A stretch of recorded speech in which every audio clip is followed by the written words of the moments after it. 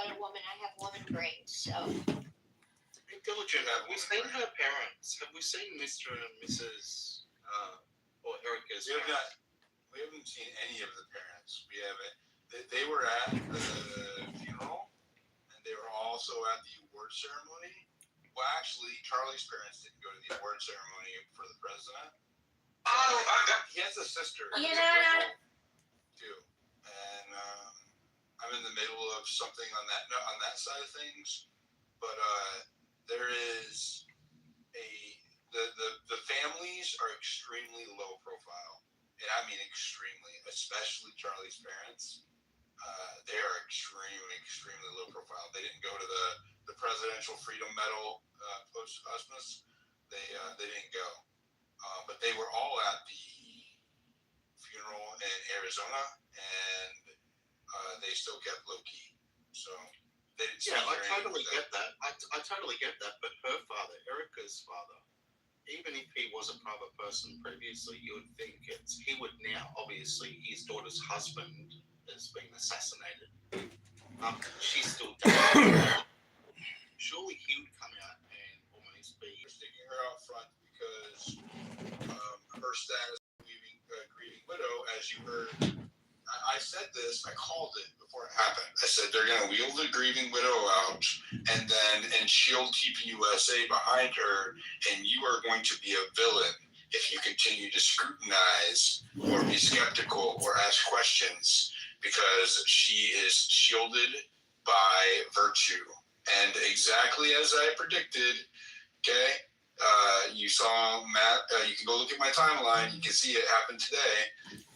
Matt Walsh come out and said almost verbatim, she is virtuous, she is this, she is that, and you must feel sorry for her, and she is a great person, and you cannot ask questions.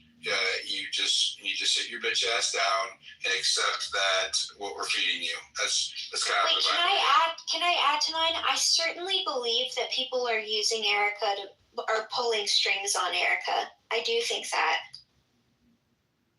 I think that Erica is being controlled and probably is in a position where she's very, very, very easy to control. When she said stop it twice during that interview, and she was looking, allegedly that was directed at Candace, and she changed her demeanor a little bit as well. There was a little bit of, a little bit. Have you seen the side by side? Yeah, I did, bro. That's what I mean. Like, am I wrong in thinking something was seriously up with the eyes and everything there? Like, did I see it on slow-mo? Did I see a deep fake? It was crazy. It was crazy. Was it like Biden walking away in the middle of the snow and they said I just caught it from the wrong camera angle? Or was something up with that? I don't know what that was about. I try to keep my opinions on her behavior to myself as much as possible, because when it does come out, and because I'm just so skeptical of everything since the summer, dude, and I'm actually grateful, because I wasn't. If they were on my team, I wasn't skeptical. I didn't have any scrutiny. I just bought everything and defended it, just like we see a lot of people doing now. And it wasn't because I was getting paid, which makes me think that not everybody we think is getting paid. I think a lot of them are also, I mean, of course it's beneficial for them to please their side, right? And they're rewarded by promotion, but also they see themselves as defending their team and the whole tribal thing. And so I don't think it's all that they're shills, but like, where is your line? You know what I mean? Like, well, speaking about teams and lines, Diligent, speaking about that with the teams and lines, my man, Shane Cashman, who's a regular on Timcast, obviously, and a few other things, but he was aligned with Timcast. Well, he's just gone on record. He tweeted out 40 minutes ago, Candace Owens did nothing wrong. So I wonder if that's going to sever his partnership and his ability to be able to now appear on Timcast, or if that's going to be the rift and that's the line in the sand, as you're saying. Maybe he's decided, I'm going for it. This is the camp. Because they are all vying for this, aren't they? Because there is a vacuum there. Oh man, weird. Also, just happened to be shared. Erica Kirk tells the audience at Turning Point USA Gala at Mar-a-Lago that all of their accounts combined are on track to hit 5 billion views by the end of the year. She then breaks down in tears and pledges to give her entire paycheck back to Turning Point in Charlie Kirk's name. Why would you lead in with people are saying Shabbat Shalom in the comics? That's hilarious.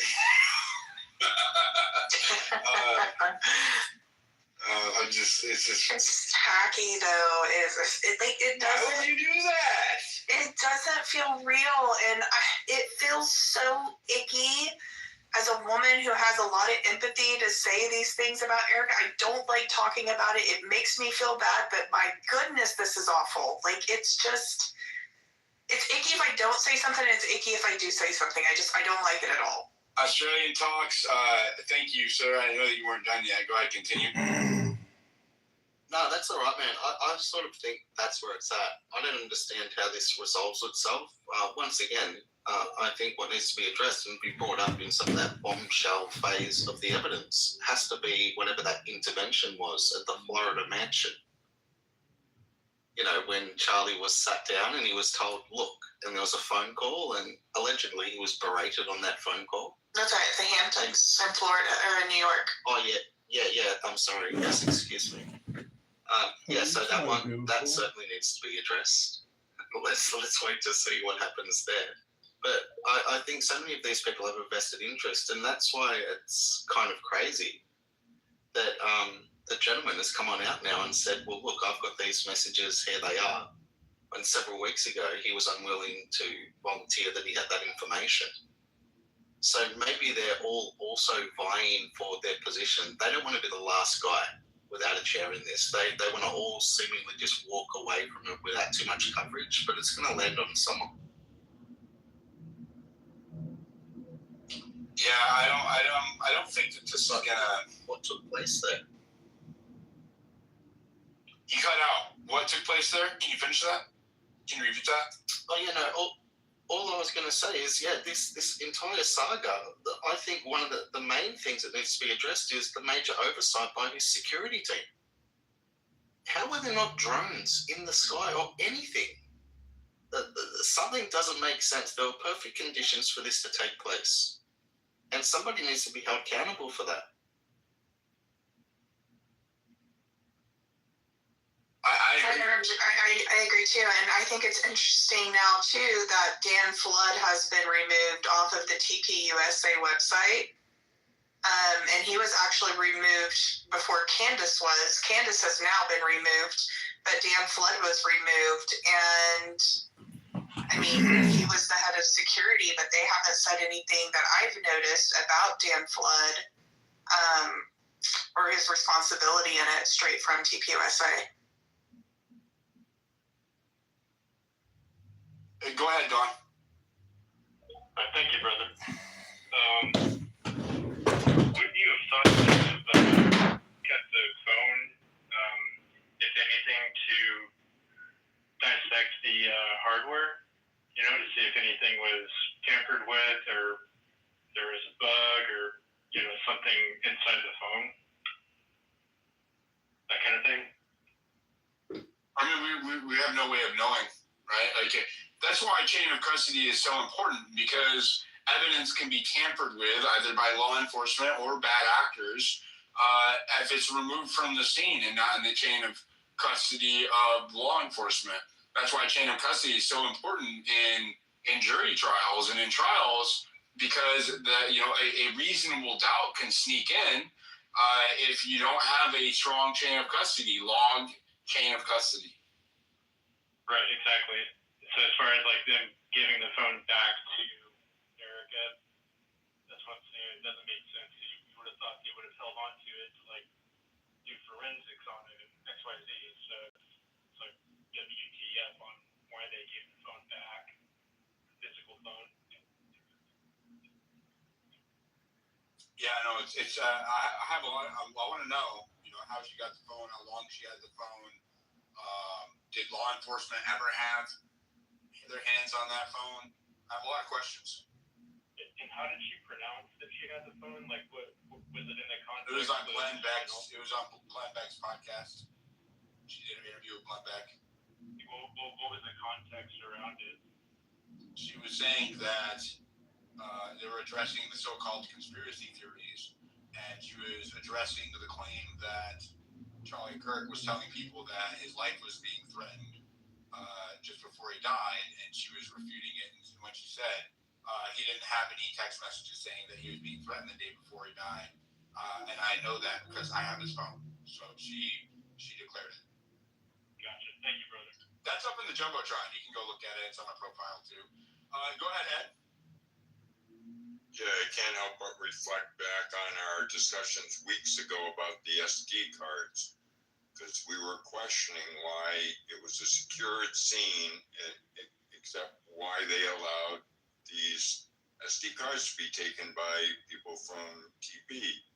Now, we didn't think about the phone at the time, but now with the phone in the same situation, I can only think that who would get the most benefits out of that phone? I don't think that Tyler had Charlie's phone number and was threatening him, so there's any evidence on it. I like it. I had to add a lot of moves and do a lot of cutting. Like I was cutting like there was no tomorrow. Then had to get some assistance. Shout out my girl. Okay, so who is who? Cancellation who? If it was ugly, I would have stayed at home, but I actually did like it. It turned out so well. And here's like a little snippet of me outside immediately after. All right, bye. That brings that doubles down. Yeah, it makes my case that if there is exculpatory evidence on there, well then of course it can't be introduced to the prosecutor if it's never collected, because TPUSA has it. That would be a good reason as to why, if it's the case. So, How was it not tampering? Yeah, that's why we had said it fucking is, if you ask me. I mean, because it's a murder trial in Utah. It's a felony. It's a class 3 felony, I believe. And then also because the feds have come in, so it could have federal implications. And let me just say this: tampering with a murder case at the federal level, it has, like, I believe it's a capital punishment crime, if I remember reading it correctly. Like, you know what I mean? Like, it is massive implications if that were the case. But you have to prove intent to interfere with the investigation, and that's where they'll get that's where they have. You'll see that plausible deniability set in. With the phone, I mean, lying about what's on the phone, I would see that as tampering with an investigation. Saying that something's not on the phone that was actually on the phone. You have to be able to prove it. Let's go to Chuck's for sale. Go ahead. Chuck's for sale. Okay, I'm going to drop it down. I don't need just people chilling on my stage. Eco Haven. Okay, I'm going to drop you down. It's disgusting. Fucking engagement farmers, am I right? Even your stage diligent. Even you, these people, they request growers, bring them up. You don't need to give them any. It's disgusting. They already want me to be botting. Like you already know. Anything to try to dissuade you. All right, let's go to Slim Shady. Go ahead. I'm on the opposite side of you guys. I've been so frustrated this whole time. Thank you for calling on me. I really don't think they ever had the phone. What sense in proving that Tyler Robinson did anything does picking up that phone do? If it literally has nothing to do with the case at all. Fucking Tyler Robinson. If anything, it hurts their case. I don't think they ever had the phone. All the shit and stuff. You don't think you had the phone? I don't think anybody ever had that phone other than Eric Kirk. Ever. Can you be not once? So the FBI never looked at Charlie Kirk's phone. That's your position. Why would they look at it? If If somebody had been threatening him, No, they know who did it right away. They had Tyler Robinson on cameras. They're looking for Tyler Robinson. They're not looking for. They didn't have Tyler Robinson on cameras. Tyler Robinson turned himself in. That's not how it worked. 33 hours look at went the charges. by. 33 hours went by, and they did not have a suspect. So you're telling me that you're telling me that for 2 days that they didn't have a phone? I swear to God, dude, they did not have that phone. Erica wasn't in the same city as him, so if he died, why would she have his phone back in a different city? They can't. They're not going to be able to go through the phone right away. That's a really good point. They're not going to be able to go through the phone right away anyway. You're going to have to, like, you can't just have the phone. Like, the there's 48 hours going to have to get the homicide case is where they, like, I know really for a fact, focus on. I just went through a situation like this with my sister. You don't know for a fact anything, bro. You don't know for a fact anything. I'm not what I'm speculating, but I just went through a case like this with my sister. My sister had just passed away in a homicide case. And I was amazed that her fiance did not have, like, nothing was taken. Her phone wasn't taken, nothing was taken. I was asking all these questions in a similar, like, shut the fuck up case, don't ask any questions, anything like that. I was so shocked at, like, how much evidence was not grabbed. And I feel like if anything is to pin anything on Tyler Robinson, I do not think they even had that phone. It would hurt their case. If anything, the defense is going to want it after the fact once they get representation. You already had representation. Yeah, now. Okay, can I chime in real quick and on the other side of everything? So I want to hear someone tell me bro. what this would be wrong. I heard you. Nobody knows if you're wrong, right? That's just your opinion. You're not actually offering. But everyone's saying like if you interrupt me one more time, I'm gonna drop you down. If you're just offering your opinion, you think that Tyler Robinson did it, that the cops knew Tyler Robinson did it somehow psychically before they had even apprehended him, or while they I do not think Tyler Robinson did. Okay, so I'm gonna have to drop you down because you don't know how to not talk over me. It's all right. You can request, I'll bring you back up.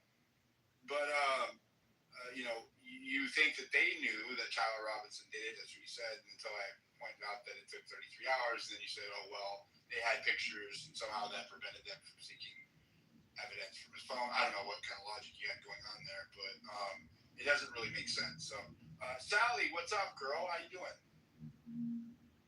Good. How are you? Can you guys hear me okay? Yes, ma'am. Okay, sorry, I'm just walking outside. I just read you up because if Erica Kirk had his cell phone the entire time, I don't know how that's possible because she was in Arizona, he was in Utah, he was brought to the hospital, right? So a number of people could have gotten into his phone, right? Take his fingerprint, get into his phone, whatever, delete stuff. I don't know. I do not see how she had his phone the entire time because he wasn't home. That's all I have to say. She flew up to the hospital. So she's saying was she there that night? We have no idea what happened with the phone. That's the question. Was she in the hospital that night or the next day? That night, she immediately flew up there. Okay, I need to go through some of my footage because I was there at that hospital that night. Okay. Okay, so do you have an idea of the phone though? I don't understand what you're saying. No, I just came up. I didn't realize she was there. She said she had his phone the entire time. There's no way that she messaged him.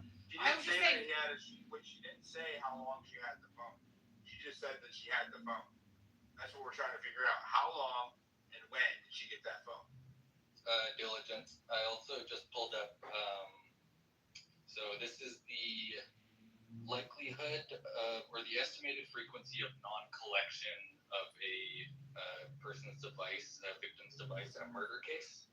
And it says it is within the UK, US, and Canada, less than 5% in any developed countries do homicide investigators not collect the victim's phone as part of that. No, it's a retarded notion to think that they wouldn't collect the phone in today's age. And whoever is saying that's fucking, they're retarded. Sorry. Grok, I want you to weigh in on it. Yeah, it's beyond retarded. In 98% of homicides, the phone is the first thing they bag. This one, 0 log, 0 mention, 0 chain. That's not sloppy. That's impossible unless someone wanted it that way. Well, to be fair, we don't know. We don't know whether or not. So anyway, the last thing I was saying, unless someone wanted that phone off the record forever. We don't know. We don't know that she didn't get the phone from the feds or something. But Grok, I want some statistics. How unusual is it? Or actually, I don't even want that.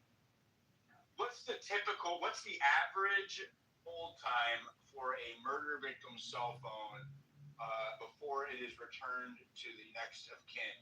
And I want you to actually look at what you can find for case precedent, if you can.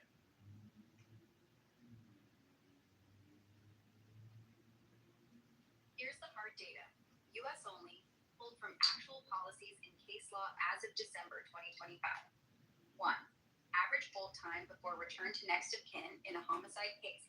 FBI Evidence Response Team Manual, 2024 revision. Victim Shit. Hold on. I'm sorry, you guys.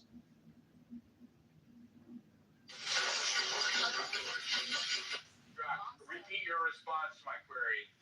Cut out. Start over. Here's the hard data. U.S. only, pulled from actual policies and case law as of 2025. Average hold time for a murder victim's cell phone before it's returned to next of kin. 1. It's never returned, not physically. They image it, seal the original, and log it forever. 2. 91% of agencies keep it until after trial. 3. 67% keep it through appeals, which for capital cases means 4 to 7 years. Real examples: Idaho Chad Daybell, phone sealed 5 years in. Colorado Letitia Stouch, victim's iPad still locked 2.5 years post-verdict.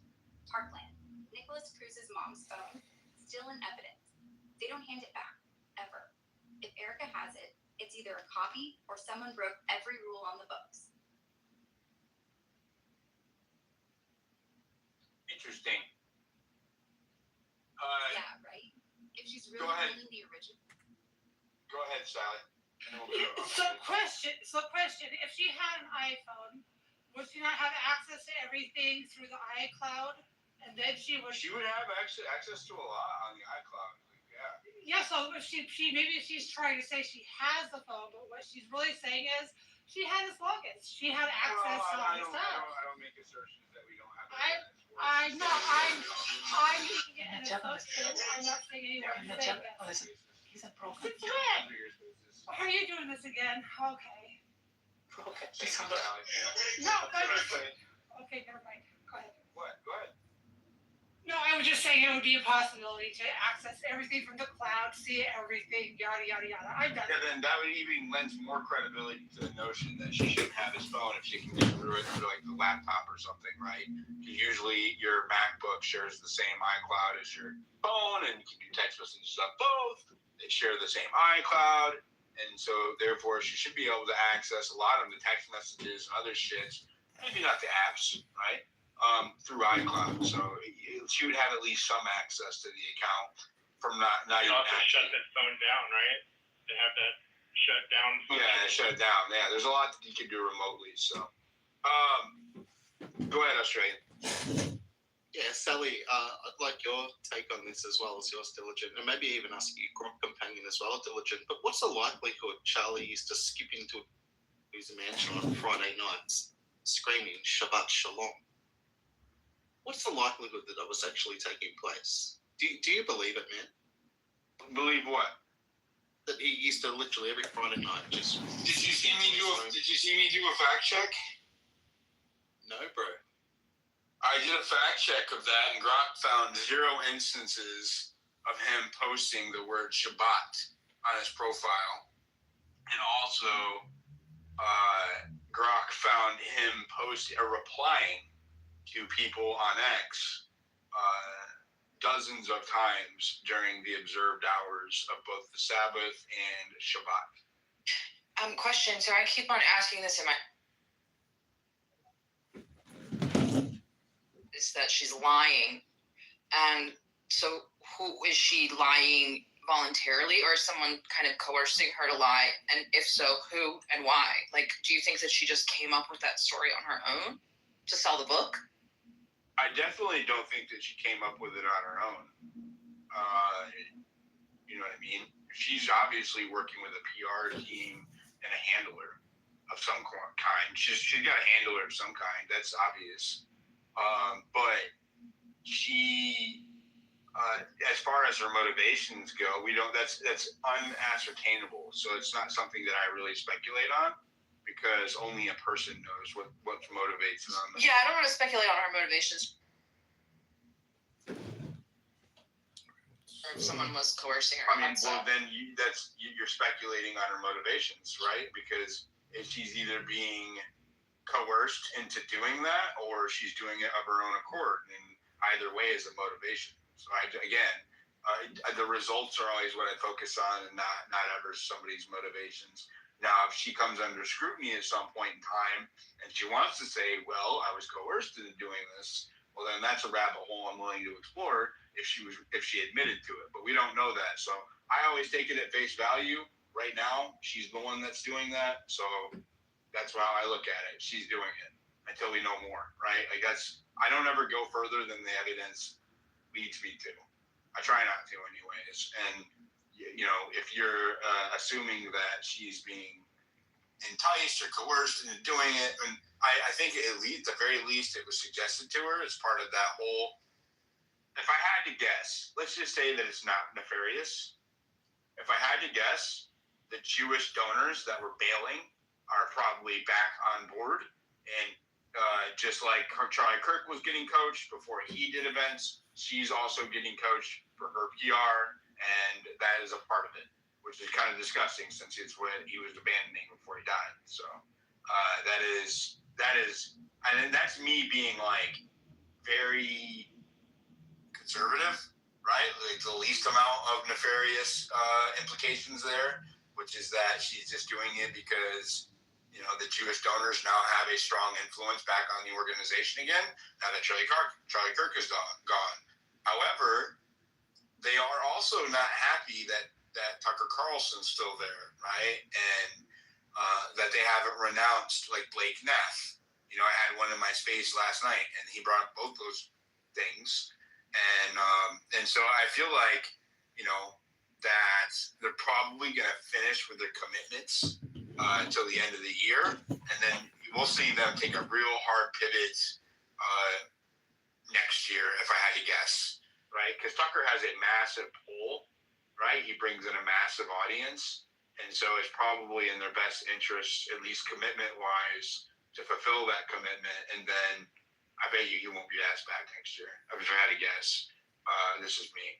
But you know, as far as her motivations go, if I had to speculate, and again, I'm being conservative here, the reason why she inserted the Shabbat Shalom she's done it 2 or 3 times now, is because, you know, those financial influences are now back on board now that Charlie's gone, which just screams fucking. It needs further investigation, right? Like, obvious. That's just so obvious that this geopolitical influence needs to be looked at as a motivating factor into a potential homicide, just like you would anybody else, a girlfriend, right? His wife or family or coworkers or anybody. You know, the first thing that homicide investigators look at is motive. So why are they not looking at this motive is beyond me. And it makes it all look more fucking sus when you have a posted motive or geopolitical threat by a friend, 2 weeks before the homicide, and that the FBI has not looked into it. That actually adds to the, validity that this is a cover-up. It just does. Go fucking knock on his door. Call him. At the very least, shoot him a DM on X and ask him, hey, where did you hear this from? But since they're not even entertaining it, since they haven't actually even investigated it, it looks sus. Go ahead, Australian Talks. Yeah, man, a serious question has to be asked as well. We have to ask it of ourselves, I think. Have we got any of this wrong? Are we reading too much into this diligence? Are we setting ourselves out on a path, hoping that we can get to an answer, and not just accepting what is clearly before us all? Are we missing the forest for the trees, right? I don't think we are, but I guess we can all be susceptible to that. And also, in regards to Erica and Turning Point, well, there is only one natural successor to that role. But unfortunately, it appears the rank and file, the audience members, they prefer it to be someone different. So Ben Shapiro thought he had that role, right? Didn't he donate $1 million? He was on one of the first episodes of Charlie's show after he passed. There was some talk about who's going to take it over. Obviously, Ben Shapiro. Didn't they have that Twinkie gay guy they were trying to pass off as the new Charlie Kirk, and they got instantly rejected by the masses? Brylan, and that what happened? The young guy on the private jet, Brylan, is that who you're talking about? Yeah, the little clone that they made. Yeah, the weird little speaking about him, what's very interesting, he's a legit almost full Manchurian candidate because somebody did a side-by-side compilation of various speeches he's done. The typical one he rolls out on campus, and he had that locked down verbatim, word for word. So he had a script, and he was just rolling with that as his so-called unique speech to all of the kids at campus. So yeah, man, he was certainly a plant. I don't think he was able to satisfy anyone. I think it diverted attention away from the Shapiro types a little bit. But remember, as Mark Levin and co have said, it's theirs, and they're not allowing anyone else to come in, and they want to get rid of Tucker. There's going to be a rift there. But I think there's opportunity for Tucker and Candace and plenty of others just to do their own thing on the same weekend and offer it up close to campus for the kids and say, hey, do you want to go to this one with Levin Shapiro, or do you want to come over here? And guess what? Fuentes and the Groypers are welcome. Like, damn it. At that point, it's on. So I think that's what it was. They wanted them to disavow Fuentes. The guy who was the Jewish guy that was on my space last night, he said that they wanted them to disavow Fuentes and Tucker, and that's not happening. And Blake Neff. Yeah, that's not happening. And they just put that to Brett Cooper as well, I think, on NPR, and said, look, this guy, you can't be for him. And she made the argument it's free speech. She believes in that. She doesn't believe in cancel culture. And they said, no, he's beyond the pale. So they tried to get her in alignment as well. So let's keep an eye on it. You can almost track it. I think Chief Trumpster will probably be tracking this stuff. But like Brett Cooper, okay, she said she's cool with it. Shane Cashman, he's also just said he's cool with it, but he's also in lockstep with Candace now. She did nothing wrong. So let's see if he's still welcome on Timcast. And yeah, by Christmas, and it's amazing, Diligent, because all of this hatred started to happen only mere days after Thanksgiving, when everyone was like, hey, we can all come to the table, everything's going to be cool. Then 3 days later, this rift started over there between so-called influencers in your country. But once again, mate, you've been outside of it all, looking down at it all, evaluating it objectively, even though you come under a bit of scorn for doing so because you're seemingly not satisfying either side of the argument for the proponents of that argument. But you've got your lane and you're doing it, mate, so continue doing it. But yeah, once again, have we got any element of this wrong? Are we reading too much into it? I am perfectly willing, and I've said this numerous times, I can't have it, I don't think that I can have it wrong if I'm not taking a position other than scrutiny, right? Like, I don't believe that Tyler Robinson is innocent, right? I don't believe that he's guilty. I'm open to the possibility of either, right? And the same thing is like, I am completely open to the possibility that Tyler Robinson did this of his own volition without any help at all, right? But I need you to present evidence to prove that theory. The same way that I would need anyone else to present evidence for any other theory. The rules applies the same way regardless of who's presenting it to you. Yeah, because you shouldn't have to guard yourself to follow any line of inquiry if you think, there's a threat in that line to be pulled, correct? Wherever it may lead you, correct. Let the truth prevail. Let the truth prevail, and if that means certain people fall, well, they have to fall. Yeah, the chips fall where they may, right? Like we don't lead investigations to a certain place. The investigations lead us through a chain of evidence, and we don't. Yeah, again, I'm totally, I am, the harder that they push, I guess my skepticism grows the most when we see this unified front to paint somebody as a villain or as guilty before they've had their day in court. Now, just, it's like when you see all of them attacking somebody at the same time and telling you can't listen to them. Like that faggot did this morning, or last night. What's Posobiec saying that though, Diligent? Why is Posobiec saying that? Like, let justice. He's a Turning Point associate. So why is, through proxy, why is Turning Point doing that constantly? It's weird. It makes them look guilty. It makes them look like they're trying to designate a certain narrative. Like that's, he is literally a show associate. Like he does their show all the time. He sits in that room. Why is he being allowed to? And I would argue not just allowed to, instructed to. It would seem to paint this picture before somebody has their day in court. That's not objective. That's not justice. That is propaganda. And so it's just interesting to see. It makes them look. That makes me way more skeptical.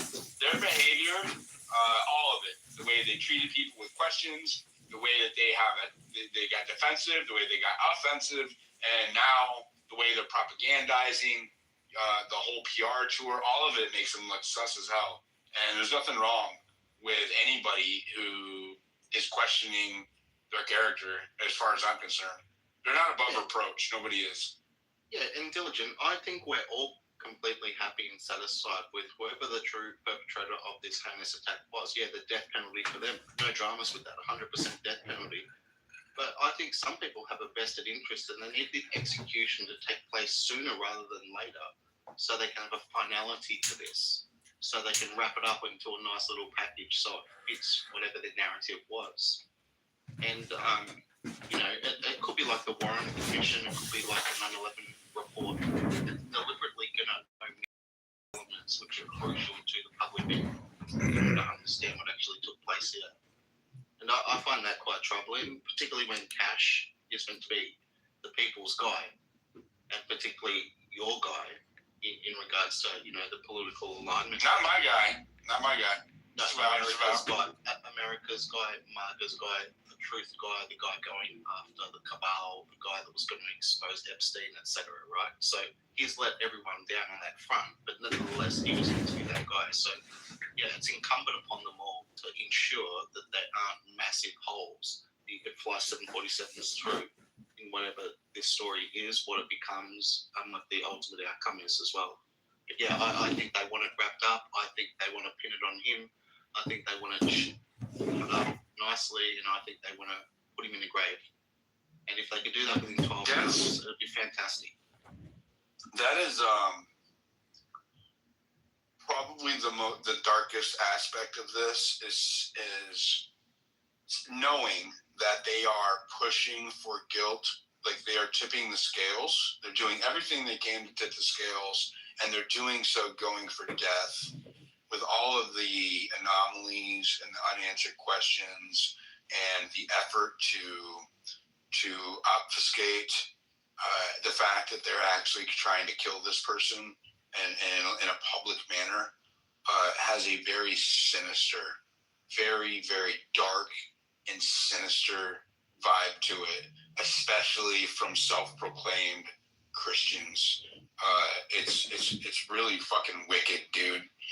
Even if he is guilty, the way that they're going about this makes them look very, very wicked as an organization, and that's on them. My soul, like I know that I'm acting within my principles, and that's how I stay aligned with my God. And when I go to answer my God at the end of my life, I don't have to try to bargain with him. I know that I'm not going to have to try to rationalize or justify my actions or inactions. But these people, they are going to have to answer. And so it doesn't even really matter. I want to see justice carried out in this world, but if it's not, it's going to be carried out in the next. That's my belief, anyways. That's my little diatribe. Sorry. Go ahead, Red Road. Hi, Diligent. Great space as always. I wanted to say that yesterday I was on Suleiman's space, and Harrison, I don't know Harrison's last name, but he's the one that works with Alex Jones. He's the one who said that Charlie had told him that he was scared for his life from Israel. It was a friend of Charlie's. It wasn't Charlie. Oh, okay. But he said what he said. I can actually find that for you too. We already discussed that. You're talking about he went into space and he said that no one from the FBI's reached out to him. Oh, yeah, that's it. Okay, you got it. Okay, thanks. No problem. Yeah, and I'll DM Harrison and see if I can get him in here because he follows me. But yeah, it's just weird. You know, like if you're really doing everything you can, how could you have not followed up on that lead? You know, and then what other leads are you not following up on? You know what I mean? Like you lose credibility. The worse, like the further we go, every time that there's an evidence that you have not flipped over this rock, you know, a very glaring rock. Why are you leaving stones unturned? You know, why are you not searching every avenue, every possibility? And you know, you can't even hide behind, oh, we're looking into things that you don't know about. Well, hello. We have somebody who said that there was a credible threat against Charlie Kirk's life 2 weeks before he was assassinated, and you haven't contacted him. So we do, in fact, know that you're not actively looking at all of these outside leads. Go ahead, Strain. Yeah, mate. I remember earlier you referenced the 5 billion views. And, you know, that's a really significant number, right? That's massive. That's saying market share. That's saying impact. That's literally going to coerce anyone that wasn't necessarily going to lend their assistance to them, that they have to be there because just the eyes on alone. But I'm wondering then, what is someone like Mr. Beast doing on a monthly basis in regards to views? Like, at scale, what I'm gonna leave Irish Paul soon. They have. What is that? Jesus, Irish Paul. And I gotta. So we can understand. Why am I talking to you? You can't even talk to me. I don't know. I would need more context from the video. I haven't got to really dig into it since I just saw it while I was hosting the space. Yeah, but it is a massive number, right? And has that been obviously since Charlie sadly was assassinated? Or is it in the last month? It has. They saw a huge spike in viewership in the month after Charlie was assassinated. Like October, they like September and October, but by the beginning of November, the end of October,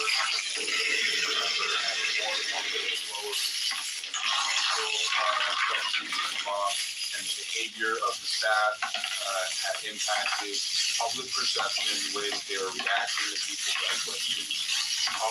There's been reports, and I don't know if this was the case, but there's been reports of donors at the police office.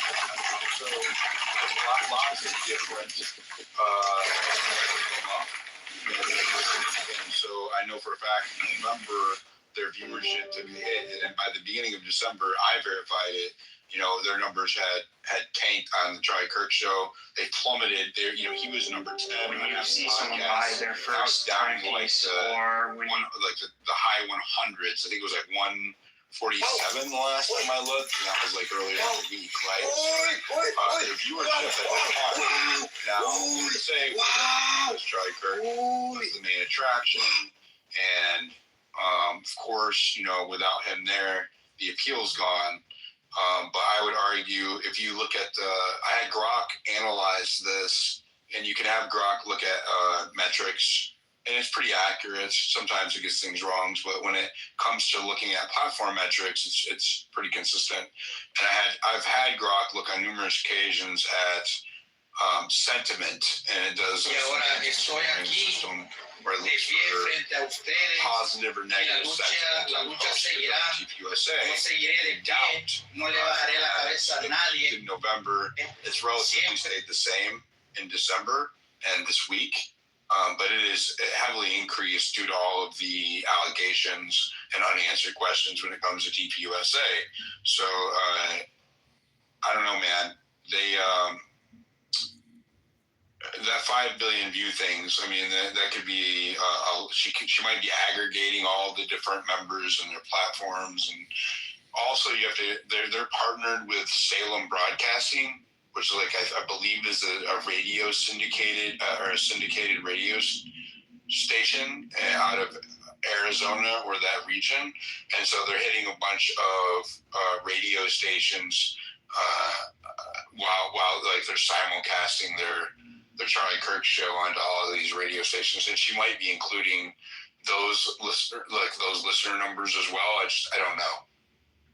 Well, or the social media bots that are being paid. Just about. If you're going to sell it or potentially put on the market to at least try to figure out, hey, listen, is there an offer here on the table? You know, saying we've got 5 billion views, that's gonna, bring a bit of money to the table, wouldn't it? Diligent. There's a few people that wouldn't mind being involved. Well, if you're at Mar-a-Lago and it's 3,000 to 10,000 a plate or whatever, and you're in front of a bunch of Trump-level donors, and you're trying to sell your organization for the midterms next year, you're definitely going to tout the viewership numbers to try to entice some donors to throw their money in. That way you can win elections for them, if I had to guess. If I was Ben Shapiro, why the hell wouldn't I go to people and say, let's acquire it.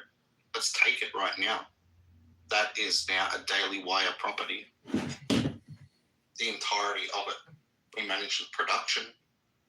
We do everything. We're greenlit by all the right people. We ensure that only the right people are allowed to speak on stage to the youth. They ensure they're client with a vision for America, which is in alignment with Zionism or whatever that may be. Of course, why wouldn't Ben Shapiro do that? Why wouldn't he acquire it? There's 5 billion views. I think that, was he there?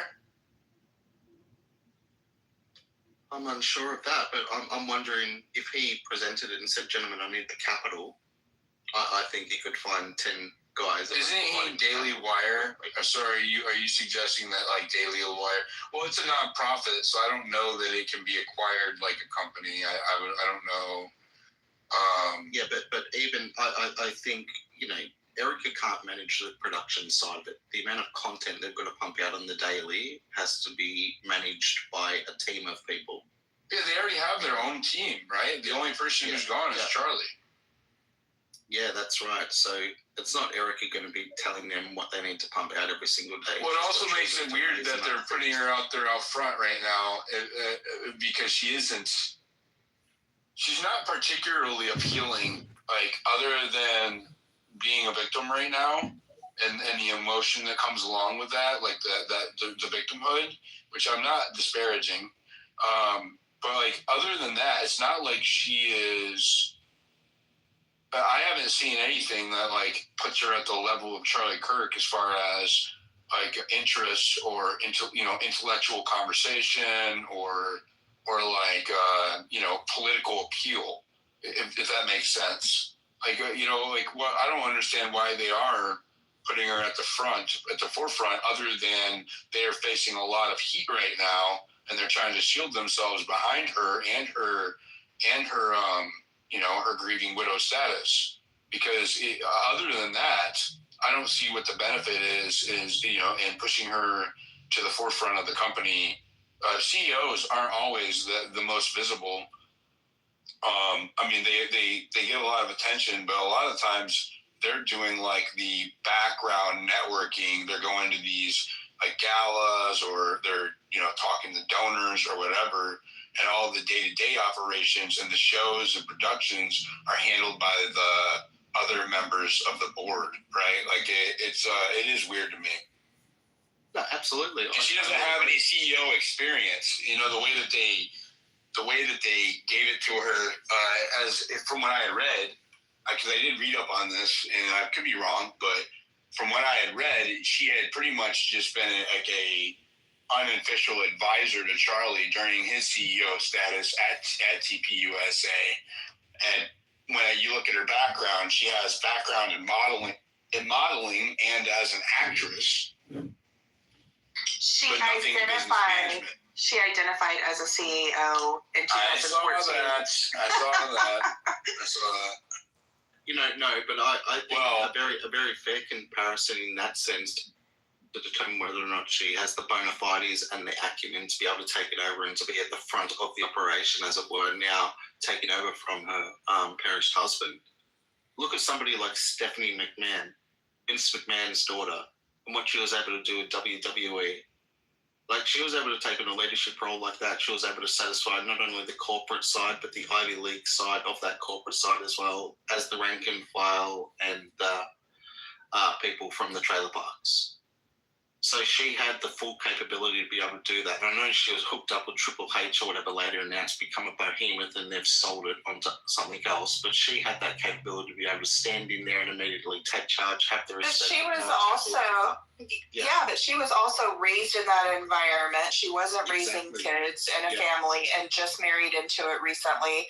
I mean, whenever you're there from the beginning with something like that's what you've known your whole life, that's one thing. Like, if Charlie's kids had grown up in this environment with it for their whole lives, like, handing it down to them, they're going to know exactly what to do. But since they've been together, I mean, she's predominantly just been pregnant and raising babies, which is a completely different experience than being the CEO. Did you call her like a baby factory? I think that's very interesting. Well, she was basically, in a trad wife position. Well, let me give you one other quick example then for consideration, Noxie. Her name is Terry Irwin. She was the crocodile hunter's wife, Steve Irwin's wife, right? And Steve obviously died through a tragedy many years ago, and she was left with two young children, Bob and Bindi. Now they're both 21 and I think 25, 26 now. But they've grown up without their father, but they've tried to keep his memory alive. So all they've ever done since then, with all of the money that's come in, is acquire more land here in Australia for wilderness and for conservation. And they do it all under his name. And they're just on that farm. They're at Australia Zoo every single day doing their stuff. They come over to America, they go to Vegas, they do the Australia Week with Nicole Kidman and Hugh Jackman and plenty of others. But they're solely focused on that legacy and that task. But it's still largely private for them. They have their inner circle, but everyone's in it for the right reasons. And it's totally different in approach to Terry, Steve Irwin's wife. Although she used to be on Oprah with him and on Jay Leno and a few other things sitting beside him, she never wanted to inherit it and become the true face of it. So now everyone's very kind to her, of course, from the philanthropic side. But she hasn't tried to be out on stage glamorizing herself or anything like that. So I wonder, Noxie, would that have been better for Erica just to remain private throughout this? And she would have got support forever. And she was never required to have to step up like this. And perhaps some people have put her there for a purpose so they can capitalize on it rather than the best interests of herself. I think you're exactly right. I think that she was put in that position. I think that if she would have stood back and appointed somebody else to be able to handle all of the questions that are coming at Turning Point USA right now, it would have been a lot better. But I think that it was a maneuver to put her there because how dare you ask any questions of her family, which now she refers to Turning Point USA. As her family. I think they put her out of there out of desperation because the backlash was so constant against the Charlie Kirk show staff, like Andrew Colvett and Blake Knapp and them. And even though they tried to virtue signal their way out of it, it just wasn't working. So they're hiding behind the skirts of the grieving widow so that they don't have to face further scrutiny. However, that's also not working. It worked for a minute, like when all of the shills and the ideologues were and the bots were all in alignment on the Cancel Candace campaign that they did a couple of yesterday and the day before. It kind of like ran out of steam really fast. I noticed. I've watched that happen. I've been at the center of it. I caught some strays off of that one, but I've been at the center of it during Epstein and just after Kirk's assassination when I didn't buy the narrative. and it went it fizzled way faster this time. Like it didn't have any traction really, and so I don't think it's going to have the impact they thought it was going to have as far as PR wise. Hiding behind her, and I would even go as far to say is that it's backfiring because she's I look at the people who I know aren't like a pro Candace. In my comments on my content, at least, I see people say they don't like Candace, but they're also like, I also don't like this. You know what I mean? Like, this is weird, And so I'm just looking at like the people who declare that they don't have a side or a team or like a hero in this, and it still looks like people aren't buying it. Like it's not sellable. It wasn't timed right. I have a real life friend, a normie friend who's not on X that I usually talk to at least once a week to see what they're seeing in the news because they watch like old school news and they're on some like Facebook shit or whatever, right? And she told me, I said, I described what I've been working on. And she said, Erica Kirk. She says, I saw her for the first time on the news yesterday, like on my TV news. And I said, what did you think? And she said, I thought they should put her back where she came from. And I was like, what do you mean by that? And she said, why isn't she with her kids? And she said, it's not convincing. And it makes them look worse. That's what she said. And verbatim. I'm not trying to be biased. Like literally, that's what she said. And I can see that. That's how I also feel. I feel like why are you not with your kids? Where is your downtime? I realize people, often when organizations have something like this happen, and even if they have a successor in mind, if that successor has, maternity leave or whatever, often the COO will step up in the interim and act as the CEO and carry out the mission. They didn't have that here. They immediately handed the reins off to her, and she immediately started doing this campaign and tour. It makes the grieving widow thing have less impact because you have not given any indication that and maybe I'm being cold-hearted here, Santani, but at least publicly, you haven't given any indication that you are actually a grieving widow, right? And whoever handled that it's on them. But that's a fact. That's the fact of the matter. It's looked disingenuous or insincere at best. Numerous occasions, I'm not convinced, and I wasn't even looking at her with a side eye until I had seen her a few times, and it wasn't really until but just all of it, not just her, the TPUSA staff, the production element of all of this, in Arizona, and just all of it, the rally aspect of it. A lot of it didn't have any, there was no somberness to it, no humility, no somberness, especially. Where is the sincerity? I don't get that from them, and I haven't. And a lot of other people haven't either.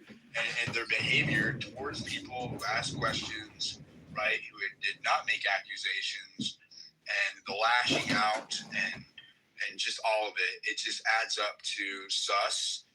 And they have created this themselves. They have no one but to blame themselves, and it could have been easily avoidable.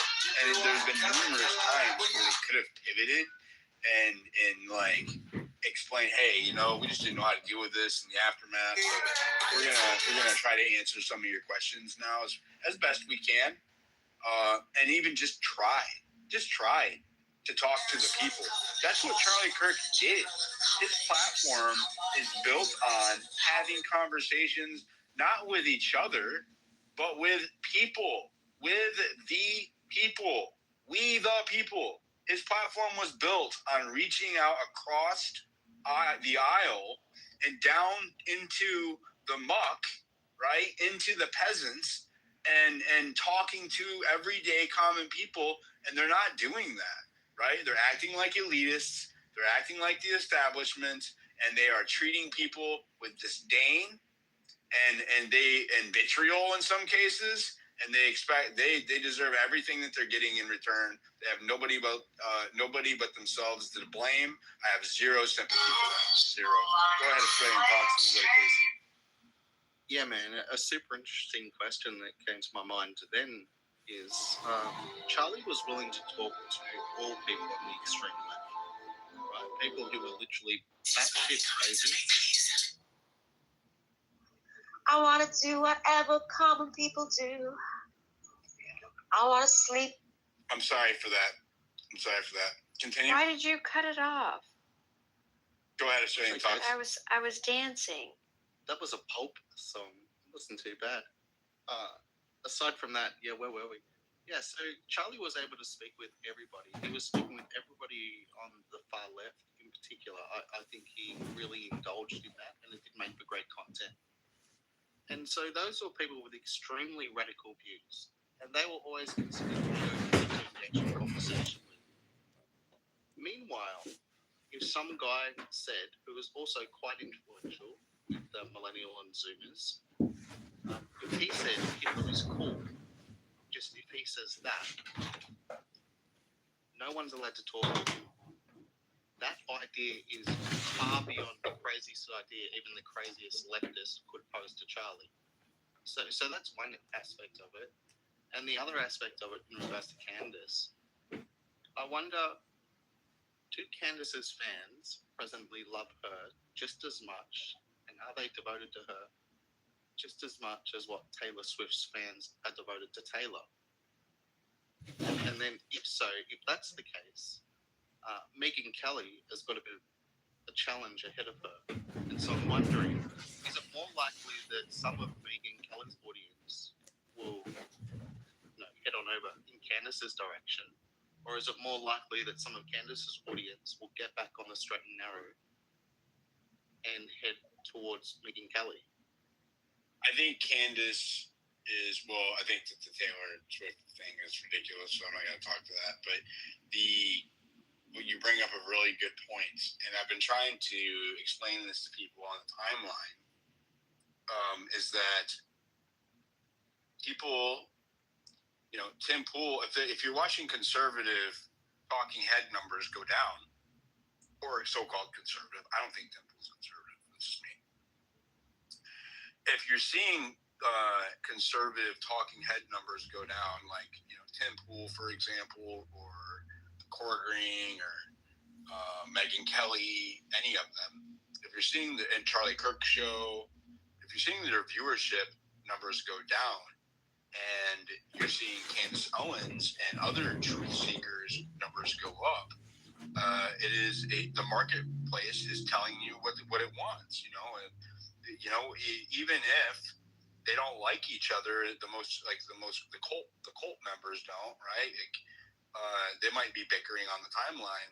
There's a lot of moderates or right adjacent. It's all on the right. Nick Fuentes, Candace Owens, myself, Tim Pool. They're all on the right, and they're in some independents. And I'm wondering where the left is, but it's whatever. We won't get into that right now. Those are interchangeable audiences. So Candace has been siphoning audience.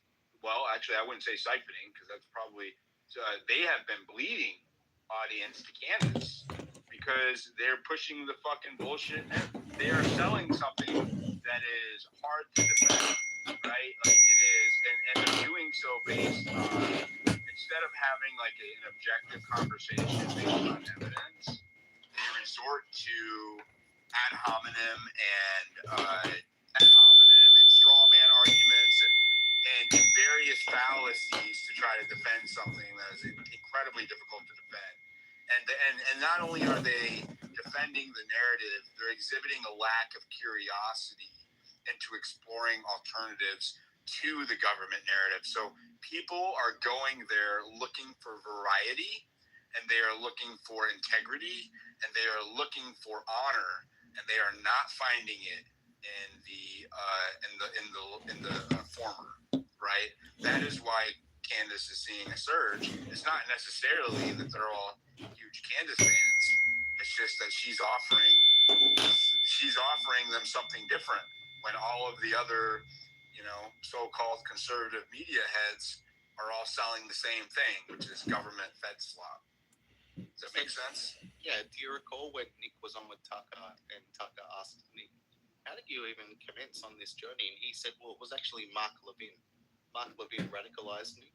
Obviously, Mark Levin took exception to that. He lost his mind about it, but it was a perfect little throwaway line from Nick. And then during Piers Morgan, he said something similar as well. So these guys are setting themselves up to fail, I think, Diligent. There's no way they are going to win over a younger audience any longer.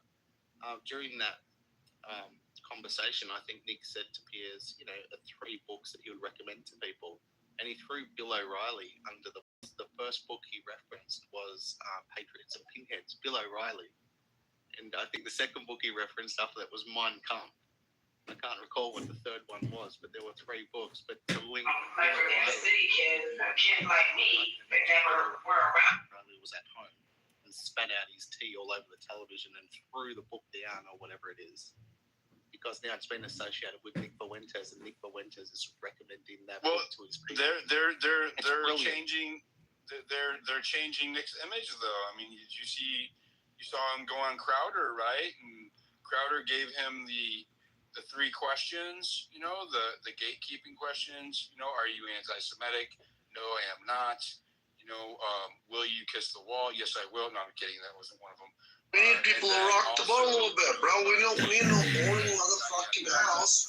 You can go find some other house there, Sam. If you like some boring house, everybody's gonna fuck. If people don't fit your description of intelligence, even, you want to kick them down, bro. That's bullshit. Good boy. Oh, yeah, thank you. Actually, And then he's Juju, shut up. Let me speak because I have been saying I have this loser is like he's like shut up. He's like wannabe elitist. Shut up! Hurry up! Shut up! Hold on, Juju. Guys, let's go King and then Juju, and then I'm gonna insert myself and let someone else. Go ahead.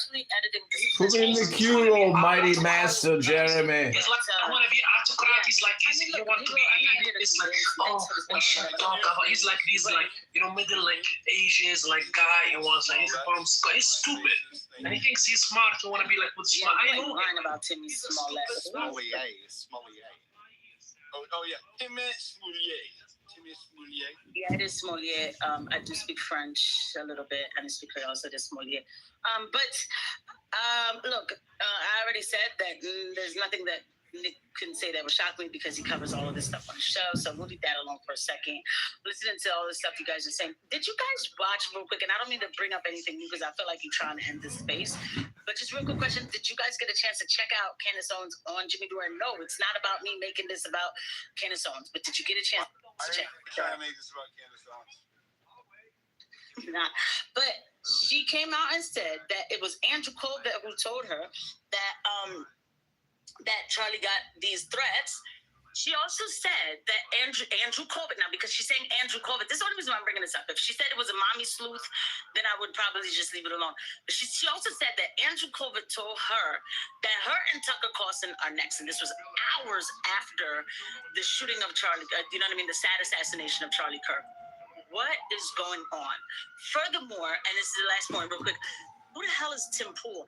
Just looking at the redacted, this colonel came up, and this colonel Matt made a great point. So what I got from that and what I want to contribute to Mountain's point is, are we going to be for entertainment purposes, or are we going for educational purposes? Because it's kind of it feels like we're trying to go either one way or the other, not really in between. I love that submission, Juju. But if you're done, because I think I'm next, but I want to let you finish because I love that submission. May I go after you, Jeremy? Yeah, go ahead. Yeah, Pocket's next. Can you say hi to Cora, my love? I love her. We all love Cora, you fucking demon. How dare you interrupt the conversation to point out that white is white and black is black. Everybody loves Cora. Stop it. Just stop it. You hear? That cake. Yeah, I thought she was lying. No, that's my cake. I guarantee you, she is just as pleased and tickled as I would be if you thought I was a black man. But let me just respond with this. Right? I think. Oh, bless your heart, Sam. Hey, Juju, can I? Yeah, Jeremy's black for sure. From the way down. To the height. Stop it. I love your beautiful union. Let me just say this, guys, is that, hold on. Let me just say this really quickly, and then I'm going to pass it to the next person, is that I think Juju asked a really important question. And this is why I was trying to understand Sam and Steve's big rooms. Right, is that we need free speech. We need discourse. That's why Fuck With Fuck News is because two people with violently different opinions to the point where they're like heated can have that conversation without someone in power saying, you know what, we're having an argument, but I have power, so fuck you, I'm going to silence you. That didn't need to happen. That's what made it good. And I know that makes chaos sometimes, right? And I agree, there's a nuance, like how much chaos versus how much free speech. But what I propose, and I want you guys to take, is that the vitriol personal shit mountain, when you say we need doxing, we need messiness, no, dude. Hold on. You did say that. What I'll say is this. Doxing? I thought you said that. I thought I heard that too. Do not go down the left turn. Do not go down that alleyway. Wait, I won't. I will not. I will. Oh, okay, so yeah. I want to clarify. I never said doxing. Did I take that back? So let me adjust by saying, I think that whatever you say from a free speech perspective, no matter how much it hurts, it should be permitted as long as it's genuine and it's trying to build on the conversation. That's a controversial statement. I just want to say that King is a bit of a pussy ass. King absolutely is a pussy ass bitch. Somebody's watching. Hey y'all. Hey, this is the story all about how my life got flipped. Okay, thank you. It's my turn. So I just wanted to say, when it comes to if we see it as entertainment or education, it's subjective, right? Because even your guys' crash house, I'm taking notes on how people are acting. I'm taking notes on what triggers people. I'm taking notes on, the behavior of people. It could be a learning experience through the fucking chaos. I don't think, people understand that's how governments literally learn to control people is by taking notes on how they respond to chaos. So I think it's important to see even the craziness of y'all. There's something to learn with that. I think it's really important. Sociology, psychology is really within this. I don't even go to college for it. You guys are spitting examples of youth in these courses in college. So I feel like it's really important to see the learning experience within all this craziness, because you guys are different characters, different breeds. Did I just hear I was a lab rat? 100% for me, yeah. Yeah, 100%. All right. I've never been one of those before. I'm here for it. Dude. Hi, everybody. This is Musician. I'd just like to play a little flute for you because I know we spend so much time talking.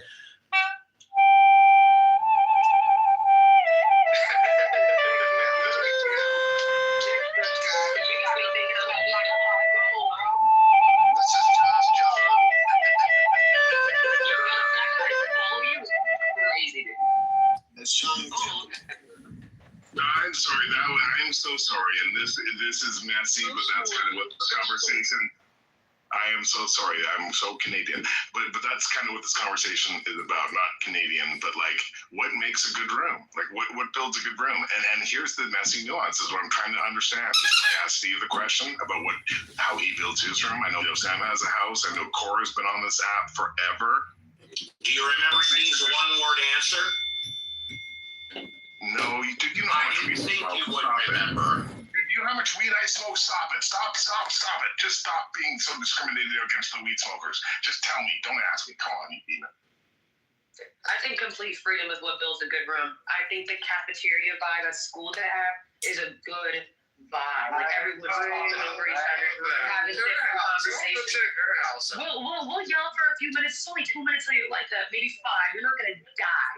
Let the people argue. You know what I mean? I feel like I like that vibe. The whole queue and all that shit. Like if someone wants to go and they're that desperate, I'll let them go. You know what I mean? I feel like it's. You want to go? Do you want to go? It's all of that, Mom. Do you want to go, bro? Dude, I'll go, bro. Pockets. We've had little trials because people have been offended by some pretty bullshit stuff. And then they get canceled for literally sometimes weeks or months, and it's bullshit. I think why would y'all hold the trial? Y'all activating these characters. He's angry that he can't get his I'm free talk telling you, therapy. it's a cancel culture disguised as fucking entertainment. Straight up, bro, is what it is. And some people enjoy it. Some people really do weaponize it, and they disguise it as entertainment, but they weaponize it. Steve, people like that, Yes, absolutely. I weaponize the rules. I weaponize the trials. And I don't disguise it as entertainment. I shout it out loud. Corey, you got this. You got this, Corey. You are freaking. Hey, Pockets. Hi, Steve. Yeah, I don't disguise jack shit. I hold it up loud and yell it out loud. Wait, hold on. I know it's getting kind of late and people might be leaving, so I want to leave you with these words. Always remember to take care of yourself and each other. Smoke a big fat bowl, yeah. No, I feel like if everybody smoked a blunt at once, this world war would be done. I feel like if everybody in this world smoked the blunt at the same time, I feel like we'd all be. Also, yeah, but I'm not into smoking dope. Well, that's hold on. How old are you, bro? You call it pot? You don't even know what a Grafenberg is. It's just a grown-ass woman that don't know nothing about her spots. That shit is weird. And I learned. Fuck it. It's just continuing to be, and the problem is you, Aurora.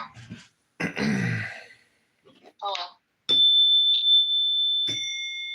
Here he is, come to say hello to us. I would like to read to a talking ape a poem to see if a talking ape can comprehend said poem. Shut the fuck up. I love this. Go ahead. No, read the poem. Read the poem. I love the poems. Go on. There is no burning for him who has completed the journey, who is free of sorrows and all else, and who has broken off all chains. The mindful put forth great effort. They do not remain content in the household life, but leave their homes behind, just as swans leave a muddy lake. Good shit. Clown house users do not hoard. Shut the fuck up. They take a right view of eating, focused on deliverance and void. They leave no trace like the path of birds in the sky. Hello? We're here. We're listening. He who is free from obsessions, eating simply, clear-headed, and focused on liberation, like a migrating bird, leaves no trace of a track in the sky. Even the gods delight in the presence of one who has freed himself from pride and mental obsessions, who has his senses under control, like horses trained by an expert trainer. Done with the round of rebirths, he is as accepting as the earth, as firm as a club. Wait, Mountain. Magic, whatever the fuck your name is. Have you ever heard of Khalil Gibran? Yeah. Yeah, absolutely. And no worries on the name. You can just call me Juniper. Who the fuck are you? Stop talking. Hello? Hello? Have you ever heard of Khalil Gibran? Yeah, I've seen the books. I don't have any of his books. And that's what I think that you was going from. No, I'm reading from the sayings of the Buddha, the Dhammapada. Oh shit. Yo, dude, you sound like you was following Khalil Gibran. Yeah, it's all very similar language. But not many people know the Buddha. A lot of people know that Buddhism is big, but they've never read the sayings of the Buddha. I have. I just don't recall all like them by heart, but it's very interesting literature. Yeah, it is. It's very smart. Mm-hmm. Yeah. Even if you're just reflecting or trying to hear from somebody else. Why is all these girls hitting me in my DM? I don't like it. Is it happening now? It's happening as we're speaking. Oh. You don't show people you what you got, or they'll come along and try to. They don't like me in public, but they all in my DM. That's crazy. What? They don't like me in public, but they want to be in my DM. That's crazy. You know what I found? That it's best to best to just like be as honest with yourself and others as possible. But sometimes that's difficult to navigate, especially in modern society with the way that things are.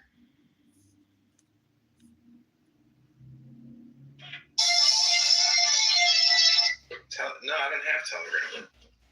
I don't have access to Instagram or Facebook.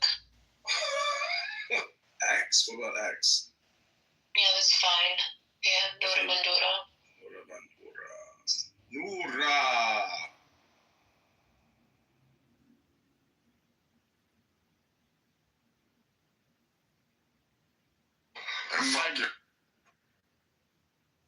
Within the duct. So, and Fucking cows and goats and shit, like fucking your sister, incest and shit. What's up, SA? You need some honey. Oh my God, Tommy, you still running around with trans? Nigga, use a faggot. Hold on, playing this shit, nigga. Use a faggot, trans. You like trans, bro. Such a bitch ass. Oh man. Nah, bro. But we know you was fucking trans in real life in Vegas, nigga. We know that. We know that 4 years ago, Train. We knew that 4 years ago, Tommy, Trainee lover. That's going down in this motherfucker tonight, Friday Night Lights. You fucking Trainee in real life. Yeah. You got bad PTRs and Trainee.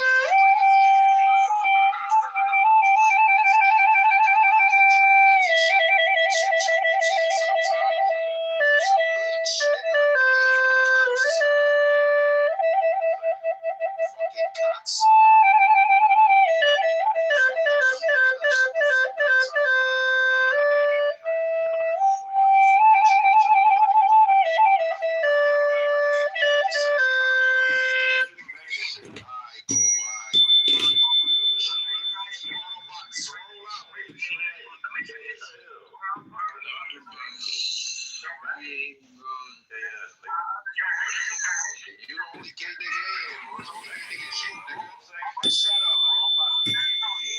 I get with the poppy, so you gay, nigga. You say it.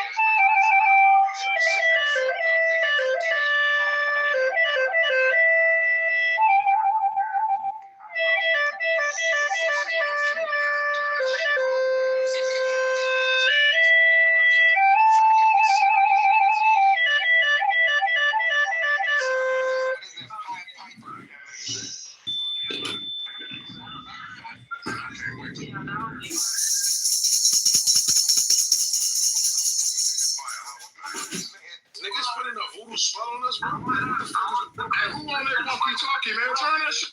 Hey, bro. What the fuck going on? Hey, yo, what the fuck is that? Do you know what it's here? What the fuck?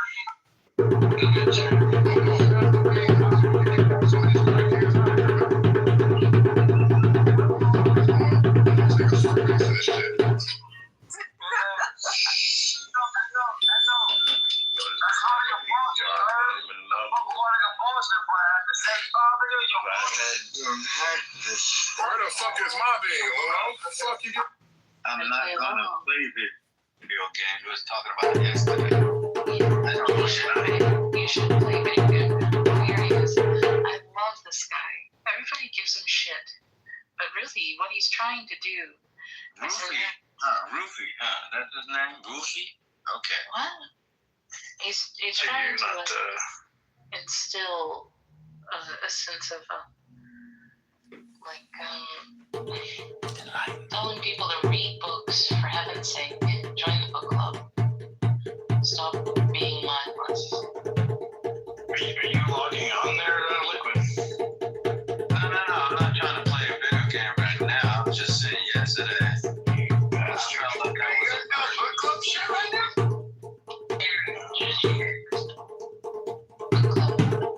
That's what's going on. Actually, it's not book club. He's doing music.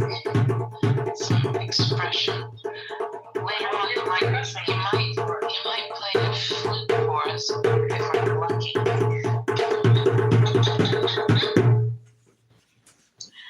Yo, Princess, is that you? What? Is that you?